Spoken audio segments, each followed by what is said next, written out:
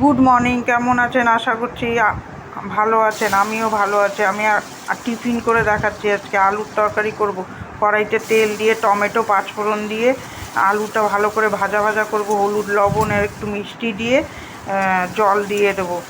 জল দিয়ে তারপরে চলে যাব পরোটা বানাবো। আমার বরমশাই আটা মাখছে, ময়দা মাখছে, পরোটা বানাবো। এই যে পরোটাগুলো সুন্দর করে ছেঁকে নিয়ে ছেঁকে নেব। ছেঁকে নিয়ে তেল দিয়ে ভালো করে ভেজে নেব। পরোটা খেতেই ভালো লাগে। লুচিটা আবার বেশি তেলে ছাঁকা জিনিস তো খেতে ভালো লাগে না।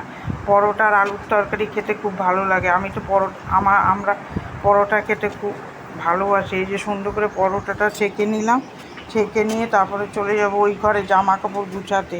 রান্নাটা বেশি শেয়ার করিনি। আর এই ভিডিওটা দেখতে গেলে আপনারা বড় ভিডিওতে দেখতে পারেন। গিয়ে যে জামা কাপড়গুলো গুছিয়ে নিলাম, গুছাবো জামা কাপড়। কালকে কেচে রেখেছি। আর আকাশ তো মেঘ, দুদিন ধরে শুকাচ্ছে না। ওয়েদার খুব খারাপ আর কি গরম। এই যে সোফাটা সুন্দর করে গুছিয়ে নিচ্ছি।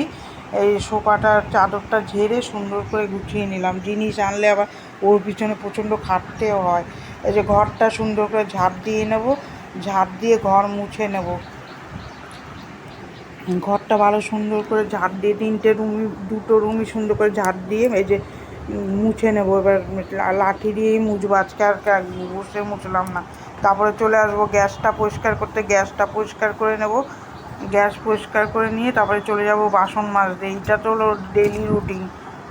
বাসনগুলো সুন্দর করে মাজবো আর ধোবো। কালকে অনেক বাসন হয়েছিল। সব বাসন মাজার দেখানো তো যাবে না, ওই জন্য কিছু কিছু বাসন মাজা আপনাদের সাথে শেয়ার করলাম। অনেক বাসন হয়েছিল কালকে। রান্নাটা কালকে আর শেয়ার করিনি। এই ব্লগটা দেখতে গেলে বড় ব্লগ দেখবেন। কার কার ভিডিওটা ভালো লাগছে একটা লাইক দেবেন আর আমার সাথে থাকবেন। আর সাবস্ক্রাইব করে আমার পাশে থাকার অনুরোধ রইল।